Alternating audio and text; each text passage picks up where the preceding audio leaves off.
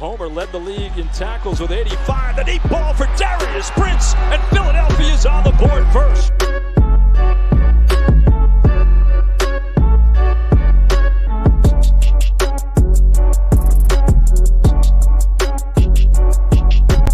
On the draw, this is Bryson Allen. And Allen weaving his way all the way down to the 22. 10-yard line, 5. Mayfield, Dancy, all around. Throw it as far as he can throw it. Jump ball coming. Crazy stuff. Not this time. And you want to be a wide receiver. You're going to have to take a little bit of a hit like that as Brown got him in that shoulder, but watch. Those are teeth. Do we have a dentist on staff here?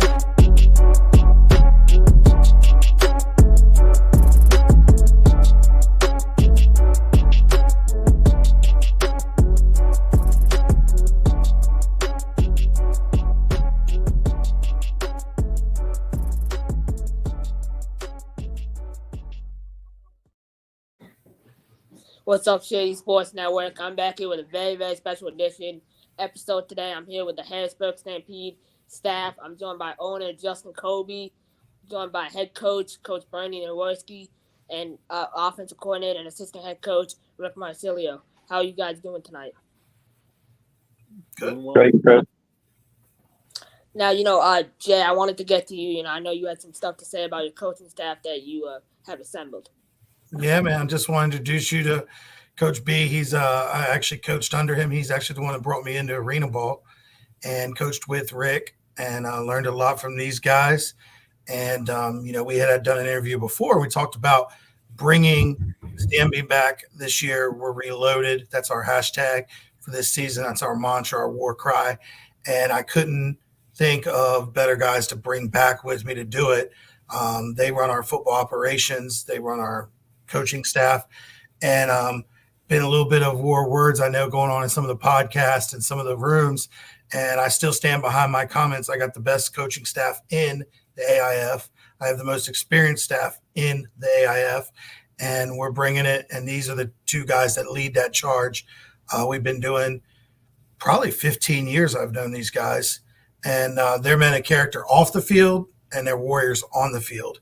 So when you asked me to come back on, I said, I gotta bring these guys with me, so you can sit there and hear their opinion on the season, what we're building here, what we're forming, and we're really building great product now.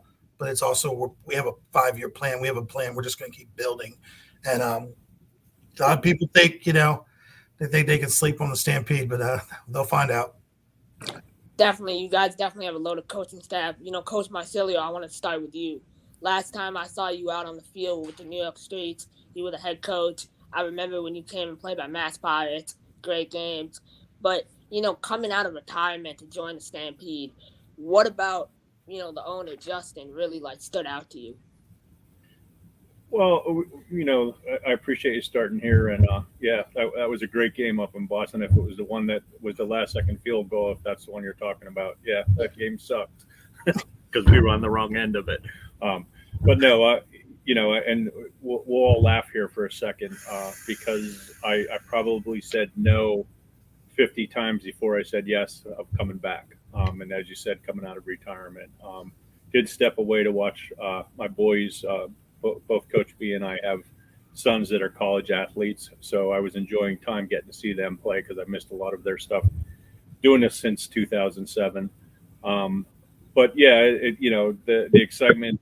I said to my wife a long time ago that if I was kind of done. I was done with arena football and indoor football, and if Harrisburg ever brought a team back, it's local enough, and if it was done right and the right people do it, I'd definitely be interested. And when Justin and Coach called, it was kind of a no brainer. Just had to figure to make it work, how to make it work. And, Coach B, I wanted to ask you this. I look at your roster, and you have a lot of athletes on there.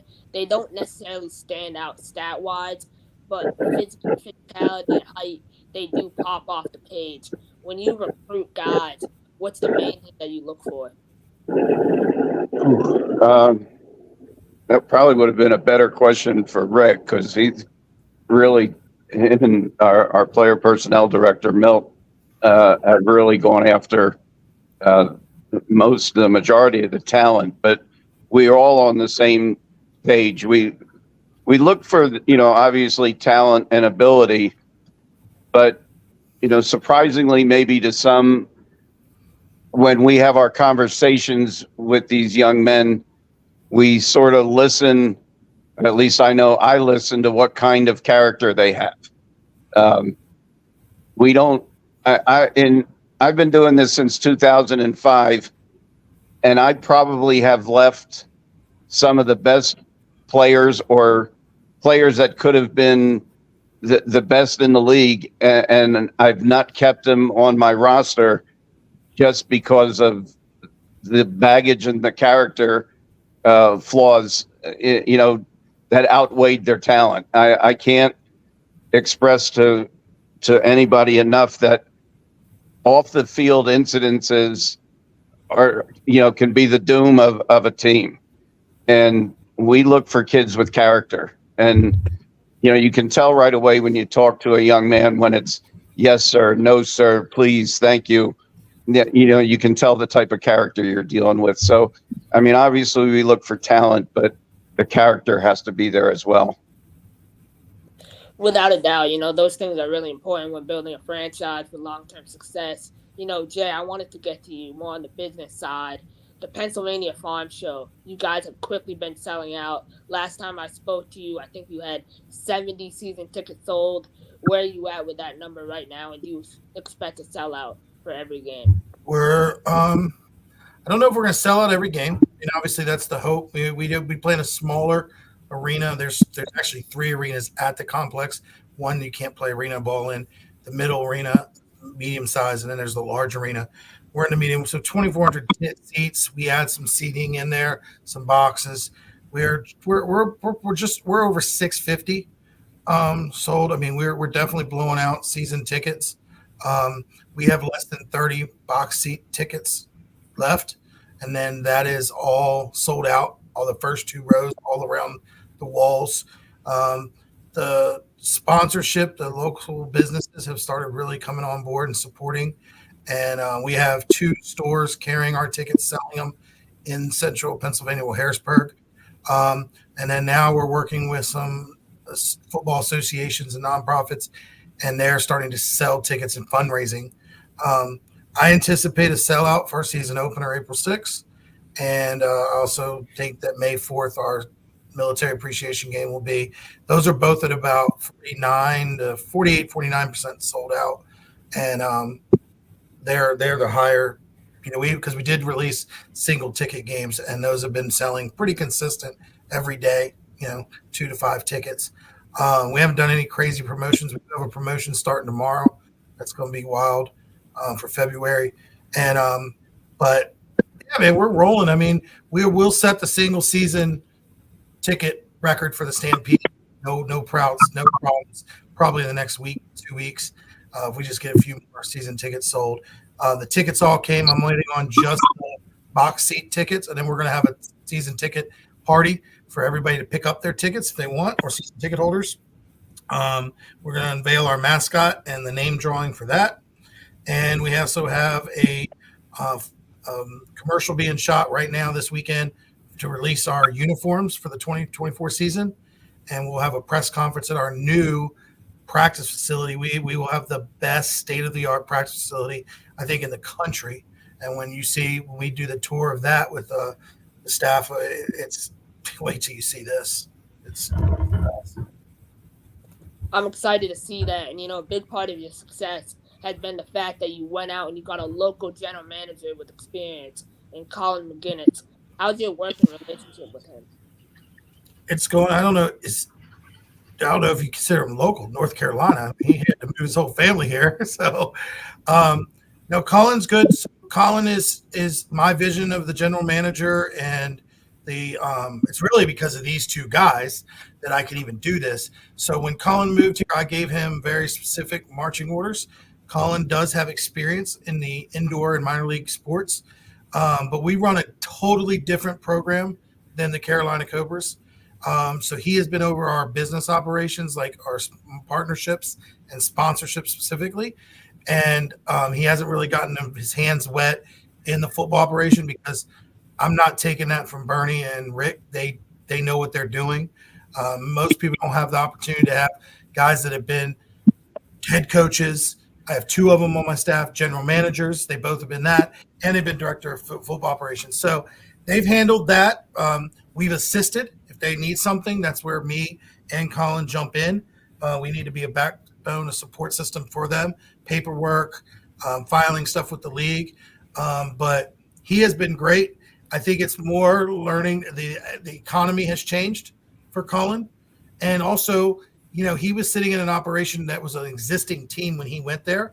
So even though we have 10 years ago we were here, we're like a new team.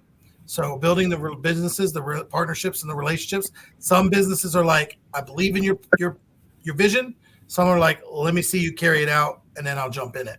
So that's been, I think, an adjustment for Colin because he's not going back to businesses that had a relationship or a team that had established presence already. But in 3 years, talk to me again because we'll be blowing those teams out with what we have planned and what we're going to do. We're like I said, we're building it correctly. I think sometimes the base does not get built, the foundation for an organization. So they're sort of like always throwing things together or always playing catch up. We're doing it the correct way. We really started with a good foundation, a solid deck, a solid partnership plan. And then, he's carrying that out. I got no complaints on him. He works well with everyone and everybody's in all my staff and my office manager. She is the hardest person to impress and she likes him. So he's doing well. I'm glad to hear that. Coach Marcelo, I kind of want to go back to you. Your quarterback room right now. From what I understand, you have 1 quarterback signed, Caleb Walton. He was with Lehigh Valley in 2018. He has experience with the New Jersey Bearcats. Is that the only quarterback you anticipate bringing to camp? And how do you expect that room to look as a whole? Yeah, no, Caleb's a bright kid. He's a local kid. He's comes out of a storied program in high school football. Had a great career in the PSAC, and I think got picked up by some other arena teams that you mentioned. Kid could spin the rock. He's bright. I really like the kid. At the same time, he knows that coming out of camp, QB1's open right now. There are about 5 kids that I talked to today that we're at points where guys are holding off for the best opportunity, which they should.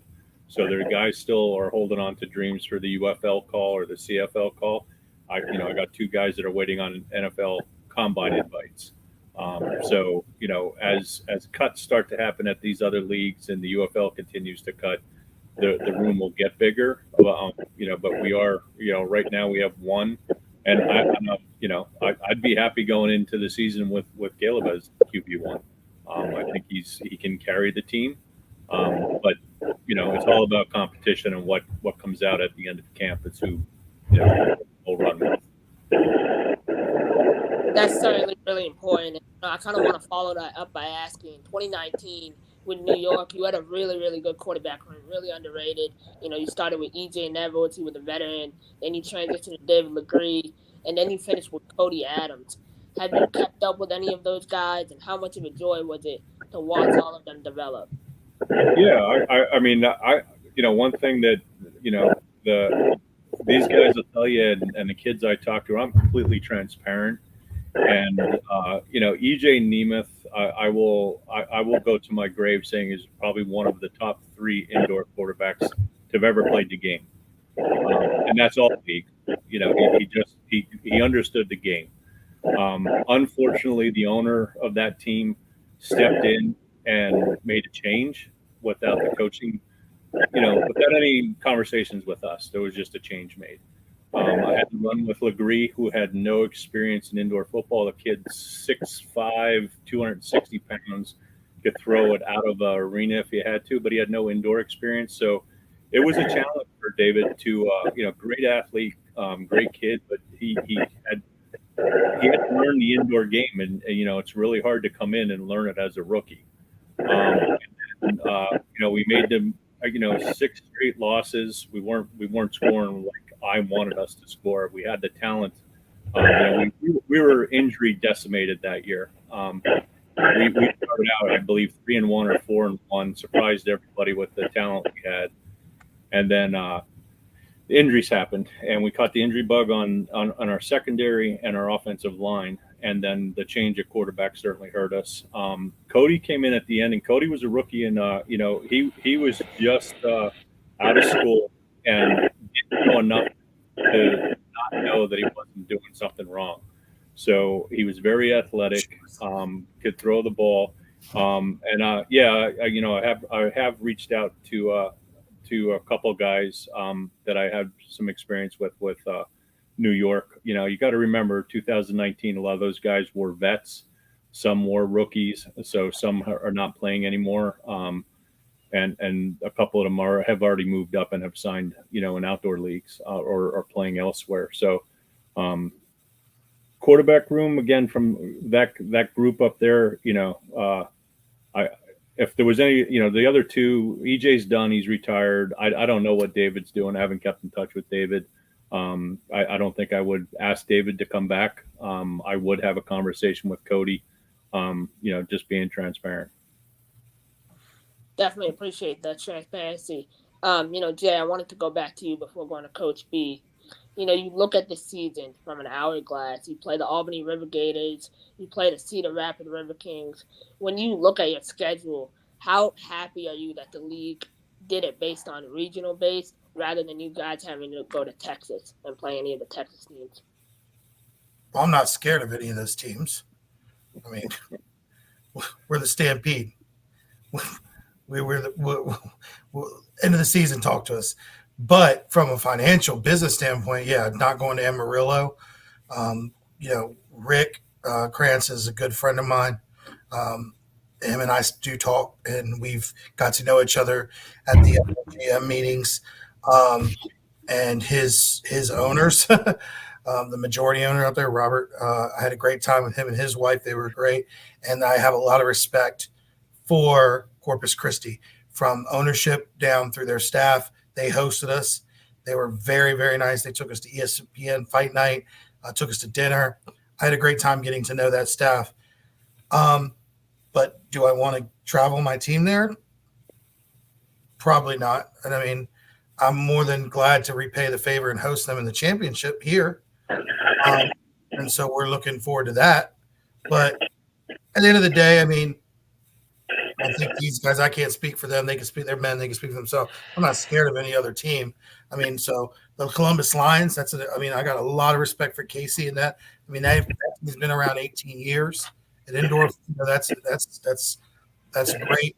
But I'm looking forward to going to Iowa, Cedar Rapids, and handing that team a loss. And but we host them. They're our first game out of the gate. So no talking needs to be done. But I'm excited and I'm looking forward to it. But ask them the question. What do they think? I think they don't want to sit on some buses for that long of trips. Coach B, from a day-to-day operations perspective, what did your kind of day-to-day consist of?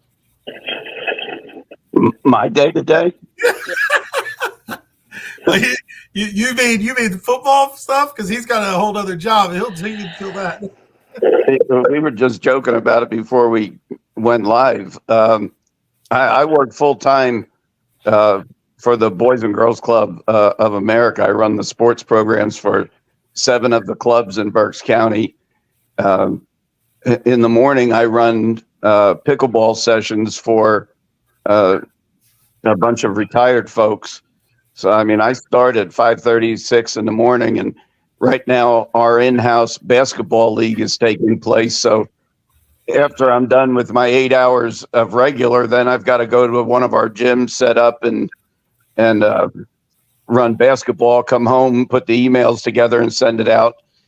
And probably starting around 8 o'clock in the morning through till now, these guys we're texting each other or emailing each other, player information or players that we're talking to. I have a window in my office that I use a wax pen, and sort of instead of a whiteboard, I've got a glass board, and we keep a running look at the depth chart, and so in between doing my regular job, we're trying between us all to do the Stampede work at the same time. And then like Sunday night we had a get together which was in Harrisburg. I didn't get home till I don't know about 12:30, couldn't fall asleep till around 2, and was up at 5 to go to work. So I think my kid asked me the other day when I'm going to retire. I said at my funeral, because and Justin jokes, I'm working longer hours now than I did when I actually had other work. So you get, it's like a diesel engine. In October we started talking. November we start doing a little more talking and doing some stuff. We hold some tryouts December, and then January comes, and by February we're hitting full throttle now. The engine's going. Everybody's working more hours. We go to camp March, and then beginning of March. The joking with Birdie is when I had him before, and I coached under him, he was basically full time. He came from Reading and into the Harrisburg. He held the GM and the head coach and worked in the business office and in the football operations. And I said, this time he's got a J job. When I talked to him, I said, you got that backwards. 12 years ago, you were doing this full time and getting some free time. Now you've got the day job. You're supposed to be retired and enjoying this, just coaching the weekends and at nights.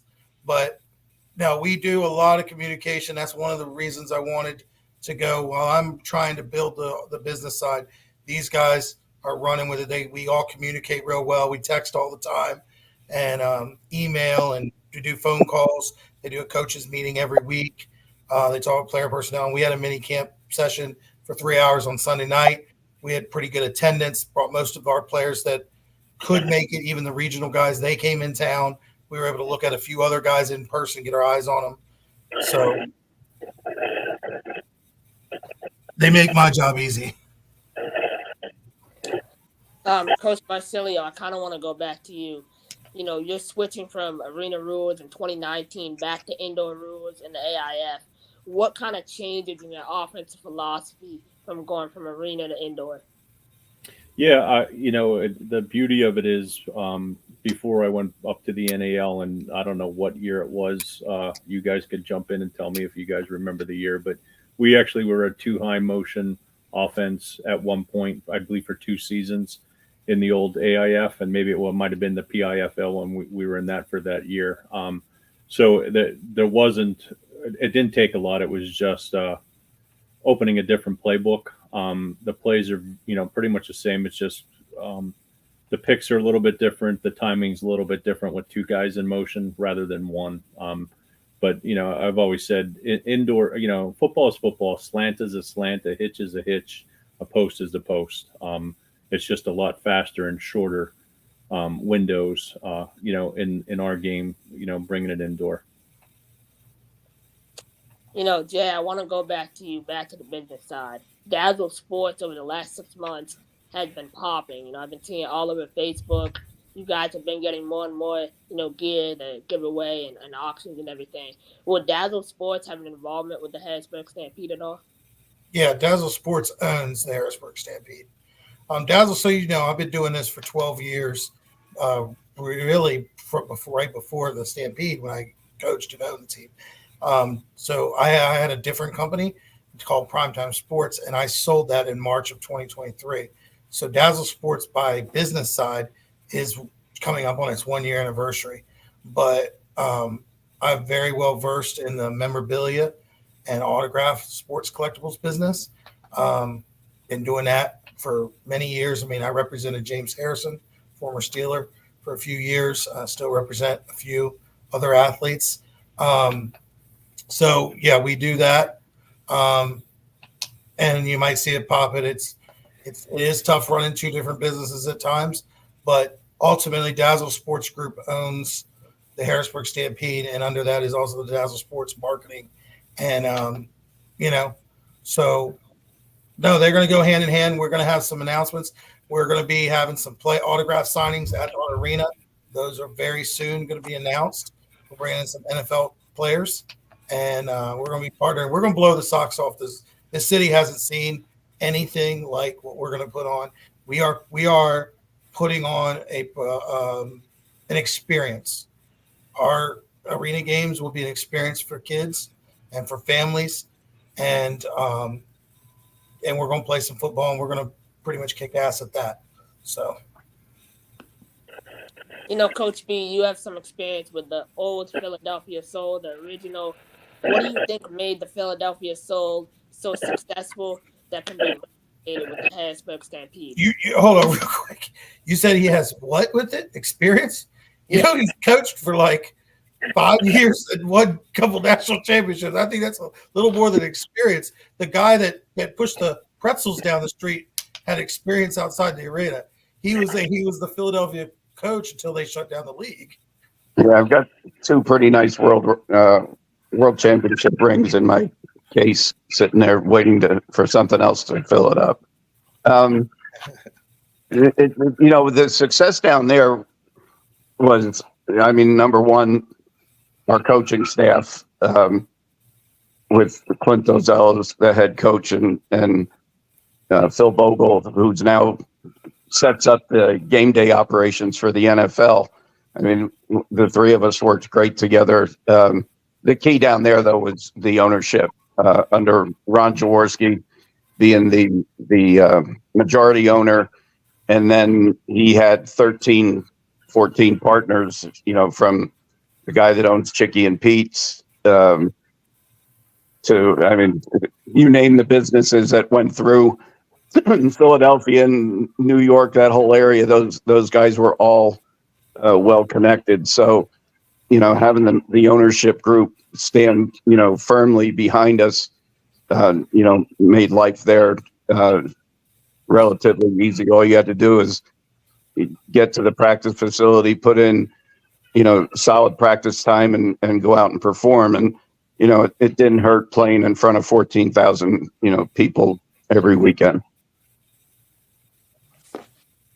That definitely sounds like a well-run organization. I expect nothing less from Harrisburg.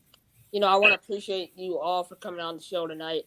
My final question, and I'll start with Coach Marcelo, is when you look at development players in today's game, what do you think the biggest challenge is? I missed what you said in the middle. I couldn't hear it. Sorry about that. Oh no. When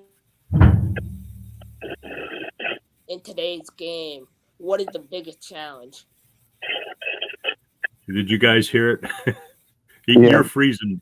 It froze on my side when you're asking a question.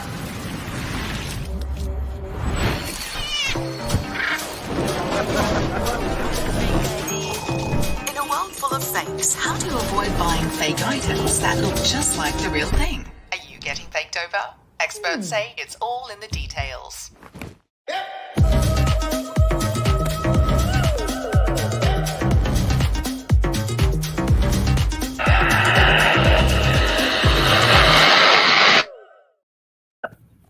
Sorry about that. Sorry about that. We just had some internet issues, but no, Coach Marcelo, I was asking you, when you look at like developing players, and developing them across the season, what's the number one challenge in today's?